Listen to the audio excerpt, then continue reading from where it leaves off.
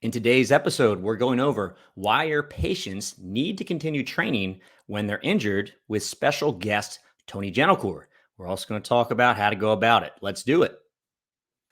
First and foremost, thank you so much for your support. You truly allow me to do what I love for a living. My name is Dan Pope. I'm a physical therapist, coach, personal trainer, and meathead.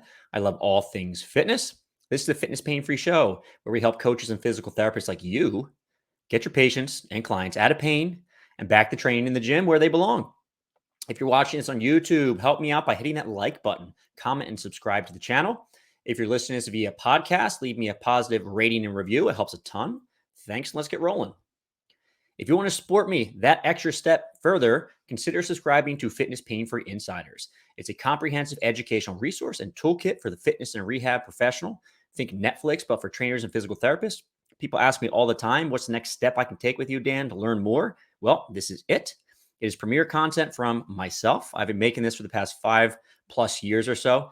We've got 100+ webinars, ebooks, complete guides. I update this once a month. Like I said, you have access to a private Facebook group, have all your questions answered by me.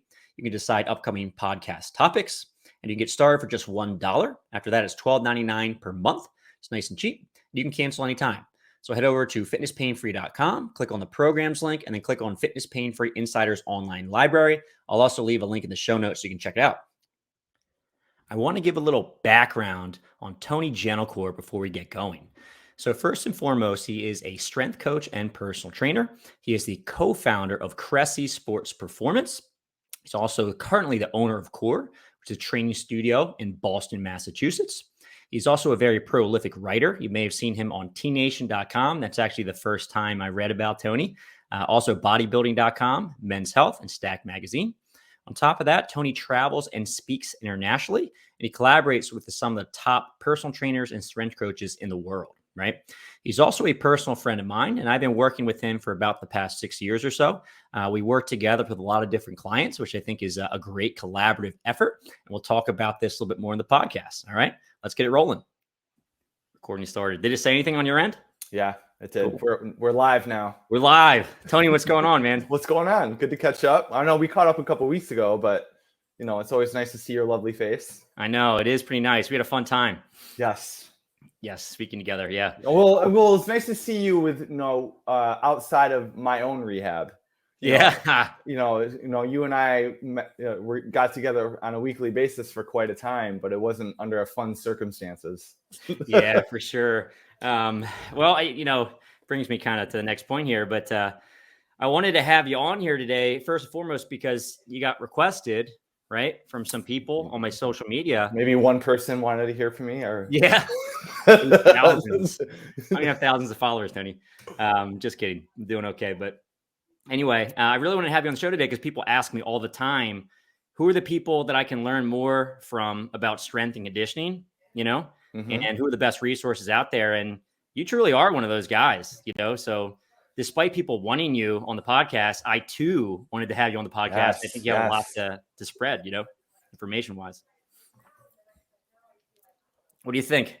Do you agree? Well, I wholeheartedly agree with you. It's always a nice compliment when other fitness professionals want to listen to what I have to say. It's nice to be in demand. Yeah, for sure. Sorry for that awkward pause. Yeah, it's good. At least I can edit those things out, but I'll probably leave it in there. No, keep it in. Keep it in. Good character. Cool. All right, you okay? We get firing. Let's do it. Today's topic. Let's do it. All right. So, this is kind of something that we both do all the time. And it's funny because, the last seminar we went to, I was a little bit freaked out because I thought we were going to talk about the same exact thing. But what's kind of nice is that we both kind of tackled it from both sides. We didn't at all. No, we didn't. I felt like, we complimented each other, but around this idea of trainable menu, training around injury. But, we certainly took it from a different, you took it from more of a clinical physical therapy aspect, and I took it from more of a strength coach aspect. So I don't think we overlapped. I think we rock people's minds. Yeah. It just blew up all over the place. Well, anyway, the topic is why your patients need to continue training while injured and how to do it, right? Yeah. And here's a couple bullet points I want to get before I get your take right here. So I think this is super important and overlooked, especially for physical therapists, right? So when people get hurt, they stop exercising, right? And the other part is they start becoming really expensive in the healthcare world, right? They go to Mm-hmm. multiple doctors. Sometimes they get more imaging, sometimes that's surgery, more testing, right? And if they were exercising or if they were continuing to exercise, they probably would never have to do that. On top of that, they're often taking off from work, right? So the amount of money we lose every year from low back pain is astronomical from people taking off from work. And that's kind of crazy. And we don't tend to think about that. But if we can keep people exercising, staying at work, not getting hurt, that's huge, right? And I think the other piece, and it kind of makes me mad at society because we don't really think long term as human beings, is Well, that definitely not here in this country. no, is that when you stop exercising, you stop being healthy due to an injury, right? You have increased risk of death from all causes. I know that sounds terrible, but you become more expensive and you die more quickly, right? Mm-hmm. Mm-hmm. And it's funny because we, in our society, we value doctors, right? Because doctors are those people that keep us healthy. But in reality, doctors do that, but it's really the trainers, right? Personal trainers, strength coaches, physical therapists that are trying to prevent these issues, right? So I think that you get an injury, you better continue exercising, and you should Yes. not let that stop you, right? Yes. Yes. What are your thoughts on this? I know I just kind of like, You answered for me because, and obviously I'm in the background going, yes, I'm shaking my head in agreement. This is something where usually it's inevitable. Like I start working with somebody, they're either coming to me because they have a prior injury or maybe it's a current injury. And almost inevitably there's going to be some sort of what I would call a niggle, not necessarily an injury, but something like, oh, my shoulder feels off today, or I tweak my lower back. It's going to happen. It's just it's just life. Life happens. And when it does happen, I hate it when maybe they go see their primary care, or they see a new doctor and they're told to rest for a couple days, a couple weeks, maybe worse. And that's, to me, that's the last thing I want to hear, and the last thing I want them to do. Are there circumstances and scenarios where that is necessitated? Yes. I think they're pretty rare. But I think you and I can both agree that we've seen some pretty wonky injuries. Tommy John, Achilles, broken limbs.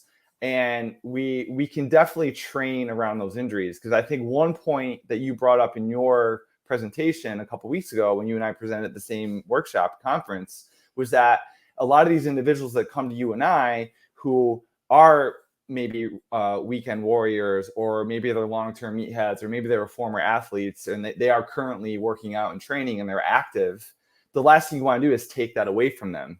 Because like once you start telling somebody, hey, listen, you can't work out anymore, and a lot of it's our identity. Like you and I, like you tell you and I, hey, you can't work out for a month, I'd be like, I don't know if I can do that. Like, so when an injury happens, there's this fine line of respecting the injury, and that, yes, you got to give it time to heal and build some resiliency and use progressive overload to get them healthy again. But I do think this training around it, helps the rehab process. So, using my own personal experience as an example, when I ruptured my Achilles back in 2020, Dan did my rehab. But prior to that, it was several weeks between injury happening, getting surgery, and then seeing Dan for rehab. There were several weeks in between where I was on my own, and I say, listen, I'm going to use my Instagram to show people this idea of finding your trainable menu, and that you can train around this injury. So I had a boot on and a cast on. I could not walk on my right leg. And I demonstrated here's what I'm doing to train my lower body, my left leg, my upper body. Let's get after it. So I think it's an important mantra to keep in the back of our minds, but it's also a powerful message, a reframing to our clients and our athletes that you can still get a good training effect and do good things, even to work around this injury, and then, yes, eventually address the injury. Yeah, for sure. That's awesome. And you mentioned it, but you didn't come up with this, right? I really like you always give credit where credit is due. Yes. With the Chris Chase. Yes. So years ago, I listened to Mike Robertson, his podcast, the Physical Preparation Podcast, and Chris Chase mentioned it numerous times in a podcast and in that episode. And it was certainly something that resonated with me quite a lot. And I've definitely taken it and run with it in the years since. But yes, definitely giving credit where it's due. Chris Chase is the one that I heard it first from. Whether or not he heard it from somebody else, I have no idea. But he definitely gets credit. Cool. So this trainable menu is basically you're hurt and you have this, I don't know, Chris Johnson said this pretty well in the last podcast, is that when someone gets hurt, and he was talking about runners, it's an identity crisis, right? Because it's a major threat to the person that you are. You can't exercise anymore. You have this major injury. But this trainable menu idea is basically, well, let's not focus on what you can't do. Let's focus on what you can do and shift this mentality around. Can you talk a little about the psychology of that? Because oh boy, go ahead. Yeah, I think this gives me this. This is like an informal request that you bring my wife on to your podcast, because I would actually like to. Because she would be the perfect person to talk about the psychology of injury and how that affects people's identity and training. I think it gives people permission. I just think it's a nice reframe. Because I think, again, I don't think there's more of an eloquent way to put it than you've already stated, that like when someone's identity is training. I mean, I'm not saying like that, we're talking about individuals that live, breathe, and eat barbells. Like, they have a life outside of fitness. But when fitness is a big component of one's identity, and you threaten to take that away, that's going to do some damage psychologically, and it will probably impede their recovery. Certainly the mind is a powerful mechanism that can steer you one way or the other. So, I doubt I have a more eloquent way to put it than you've already stated. But I just find that, if anything, I'm a broken record with my clients and my athletes, and just say, listen, like, with rehab and with an injury, it is never linear. There's going to be ebbs and flows. There's going to be good days and bad days. There's going to be good weeks and bad weeks. But as long as the progression is inching higher, like that pain threshold gets higher and higher, and we're kind of we're just teetering with that threshold, we're good. And also, I also have to remind them too that progress isn't always about doing more load or lifting more weight or doing more reps, especially with injury. Like, I often state with them, like, listen, the fact that you had this injury occurred in the first place predisposes you to it happening again. You brought up low back pain. Like, people have recurring low back pain all the time. To me, I always reiterate with my clients, like, progress is going to be like, if it does happen again, whether you're roughhousing with your kid, you're bending over randomly to pick something up, or it's something that's done in the weight room, the fact that it maybe does not last as long, like, instead of it taking you out for 2 weeks, it takes you out for a day or two, or maybe maybe you just, like, the pain dissipates quite quickly. And it just doesn't last as long, and it's not as what's the word I'm looking for? It's not as powerful. To me, that is progress in the long run, because it happens all the time. I mean, before maybe it was before or after my Achilles, where I was like, hey Dan, I tweaked my low back. Can you kind of do your magic? Something that you normally would have taken me out for 2-3 weeks really was only like a day or two, and I was kind of like back after it anyway. Part of that too is having smart programming, progressing accordingly, etc. But I hopefully I answered your question there. Oh yeah, I think you did. And one of the things you were talking about at the end there is that first time you get injured, and this happens for a lot of, like, I'd say 20-year-olds, right? So up until you're about, I say 19 or 20, you can train really hard and probably never get hurt. And then you get injured and you get your first serious injury, and you have this huge identity crisis, right? Sure. And you get better. Most people do. And, for a lot of folks, if they're playing a sport, it might actually end their career, right? But for the best athletes, they really learn how to deal with that. And it goes for regular folks too, like you and me, that just love exercise. That first major injury is terrible, right?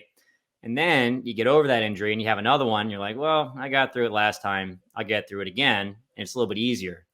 And I think helping people with that mindset is important, right? As a physical therapist, especially because we see injuries all the time, but also I'm sure as a trainer, right? Because people are coming in and their world is spiraling out of control, and you're just trying to help and say, like, well, you'll get through this. It's fine. Don't worry about it. And if you can deal with that and very quickly shift your mindset towards progressing and getting better, you do better long term, right? Which I think is important. It's very important. The message should be training effect. Like we're trying to find a training effect, because like people, when they come to you or they come to me, maybe they were to you, now they're coming back to me and starting regular strength training again. They don't want to feel like they're a patient. A lot of people, like, they want to feel like they are getting a training effect. Like, it is rehab. Yes, don't get me wrong, but if you can help them get in the mindset like that, we are still going to create a training effect that's going to get you better. To me, that's the message that I always want to convey with my clients, and I know you do as well. Yeah, I like it. So basically, someone comes in, let's say they have lower back pain, right? They're not sure whether or not they should work out. They probably like text you, say, "Hey, Tony, should I come in today? My back is killing me." You text them back, be like, "Yeah, trainable menu. Let's get after it." They Yes. come in. How do you go through the workout? Let's say you're planning on doing squats or something along the lines. Yeah. Well, I might have them come in and just kind of show me like what movements are exacerbating their symptoms, just to see like, okay, what is it more like when they're sitting for long periods of time, or maybe they're standing upright. I'm just trying to see like what movement or position is making them mad, making that their back mad the most. And then I'm going to say, well, let's try to avoid that. And then if they are supposed to squat that day, I think, again, stealing a message from you is like, I want to get as close to that movement as possible that doesn't piss off their back. So whether that's, kind of scaling it to, 2 kettlebell front squat, or whether it's say, okay, well, instead of doing a back squat, which is going to require more of a forward lean and kind of put your back in, kind of like give you a lot of sheer loading on that spine, maybe today, why don't we do like a safety bar squat?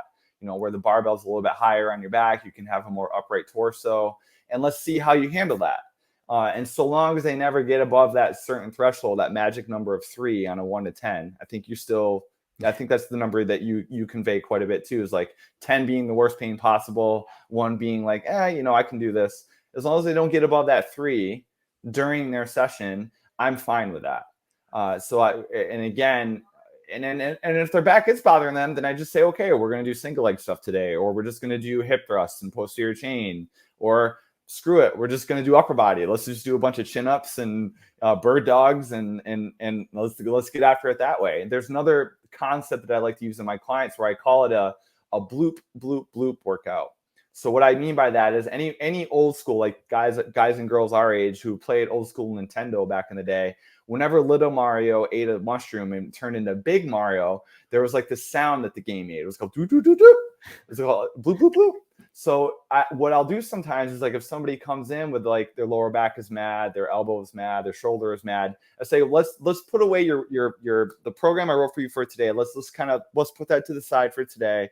I'm going to whiteboard you today, and I'm going to give you a circuit of 8 to 10 exercises that are going to be pretty friendly for you to do. And the idea here is, let's just get your heart rate up. Let's get your blood flow going. Let's challenge you. Yes. And let's just do these exercises. And it's a litany of bird dog variations, dead bug variations, carries, maybe some TRX rows, goblet squats. I mean, they're still getting some good training in. And the idea is, like, let's help you feel better. Let's help you feel like you leave the session feeling better than you came in. That's a win. And I think from a mentality standpoint, that's a very powerful thing to consider, because then again, it isn't so much the session has to like kill them, but you're still, again, we're just looking for that training effect. Yeah, that's awesome. And yeah, you're right. We're very similar in the way we approach things. Me from the physical therapy side, you from the training Sure. side. But what I always say is powerful about this is that, yeah, you're working towards their training goals still as best you can, right? Maybe you can't heavy deadlift, but maybe you're doing hip thrusts. So you're still working on posterior strength, chain strength. You're still building bone density, muscle mass. You're still kind of tackling a lot of major things that are related to the fitness goals. But the other piece that's happening that I'm sure you're inadvertently doing, because you're not like overtly trying to do this, is that you're actually kind of treating someone. You're making them better, because the stress of that training is going to get their back better over the course of time, Yeah. So I guess it kind of brings me to my next question. When would you actually refer out, right? So you have someone who has some sort of pain problem. We're going to try to modify things. When you're like, all right, this person needs a professional. We need to make sure we're not messing around here. So my rule, and this is a rule that I liken back to my CSP days, my Cressy Sports Performance days, and it's something that Eric and I kind of had we kind of agreed on this idea is like, if somebody comes to us and they're injured and they're trying to work around an injury or a part of their body that doesn't feel great, and after, we'll say, 6 weeks of like good training that, we like, I would like to think that I kind of know what I'm doing. And I've been around long enough where I can kind of, I mean, I'm not diagnosing anything, don't get me wrong. I'm doing zero diagnosing, but I can look at movement and see, okay, what hurts, what doesn't, let's work around that. After 6 weeks ish, if there's been zero improvement, then I'm going to say, well, maybe I need to get a keener eye on this. I need to get you hooked up with Dan, who I know can diagnose stuff and actually have a little bit more of a detailed eye or discerning eye on this stuff. And then he's going to give me some feedback on stuff you should do more of, you should do less of. This is your homework, which only helps me, because then, and certainly the clients can do it, because then, they have two eyes on them, two sets of eyes on them, giving them, and they know they're in good hands. And so that's generally when I would refer people out, is when I'm not afraid of pain per se. But I would say after several weeks of me saying, okay, I'm going to try my best to work around this and see if we can get an improvement. If it hasn't dissipated at all, there's been no improvement in range of motion, they're still not feeling great, then I'm going to be like, wait, let's go get that looked at and get you some more information. Love it. And we're actually going to talk a little bit about how you and I work together on the next Fitness Pain Free Show episode. But let me recap before we get to that. So first and foremost, this idea of trainable menu. People get hurt. It just happens, right? Mm-hmm. And when people get hurt, keeps them from exercising. There's all sorts of bad things that occur. We want to keep people exercising as much as possible. So we kind of flip that mentality of, okay, I can't exercise, I need to stop work, I need to stop exercising because I have this injury, to I still can exercise, I can work towards my fitness goals. Good example, low back pain. Someone comes in with low back pain to train with Tony, a little nervous. Tony's like, don't worry about it, we can handle it. They come in, ask them a couple questions about what hurts them. You know what, Tony, hurts a ton to bend over and pick things up. We're supposed to deadlift today. I'm a little scared about that. Tony says, all right, well, let's try this variation out. Okay, it didn't work too well. Let's maybe try some hip thrusts. Okay, that works great. Let's do that today. And then if things are really not going well, maybe we say, all right, let's scrap the program. Here's a bunch of exercise that we can do. We'll eat the magic mushroom. We'll turn into Super Mario. Yes. Do a certain 10 exercises. Get through the workout, feel good, right? And over the course of time, most injuries are going to go away over the course of time. If things aren't going well, 6 weeks or so of solid strength training, say, you know what, we need an expert here. Let's call somebody. Let's call a physical therapist, whoever we trust in our network that can help us out. Does that sound about right? That sounds, yeah, I couldn't have stated it more beautifully. Yeah, sweet. All right, good. Well, that's actually it. And then we're cranking up Wu-Tang or 90s hip hop. That always helps with low back pain. So we can't forget that. We've been playing a lot more 90s hip hop at Champion. Well, every time I'm there, there's usually rock or some heavy metal. So I'm happy to hear that the 90s hip hop's making a little bit of a comeback there. It's still there, man. Sometimes I'll be sitting there and like the PT office or doing my notes, and like there's some Tupac going. Yes. I'm like bobbing my head, Yes. I think that's helpful for low back pain. Yeah, absolutely. It's in PubMed somewhere. Sweet. All right. Well, Tony, where can people follow you? They definitely want to learn more from you. What's the best place to go to? That would be my website. I know people don't go to websites anymore, but that's just, I'm still old school, but that's home base. That has all my blogs, links to articles, links to podcasts, contact me page, links to social media, all that stuff. But TonyGentilcore.com. And if you are just an Instagram person, it's my name, Tony Gentilcore. So you get all my cool, not as cool videos that you put up, but you're more into reels than I am, but my website's the main umbrella that people can get a hold of me. Sweet. I'll put all your links up there in the show notes so people can follow you. Thank you very much, Tony. Yeah, my pleasure. That is it for today's podcast. On the next episode, Tony and I will discuss how we work together, how physical therapists and personal trainers can work together to improve patient outcomes and client satisfaction. And lastly, thank you so much for your support. You truly allow me to do what I love for a living. If you are watching this on YouTube, please give me a thumbs up. I'd love to hear your comments and subscribe to the channel if you haven't already. If you're watching the podcast or listening to the podcast version of this, please leave a positive rating and review. It helps me out tremendously. And lastly, if you want to go that last extra step and support me further, consider subscribing to Fitness Pain Free Insiders. It's the logical next step if you want to try to A, support me more, but also learn more about treatment of folks in the strength and fitness world, right?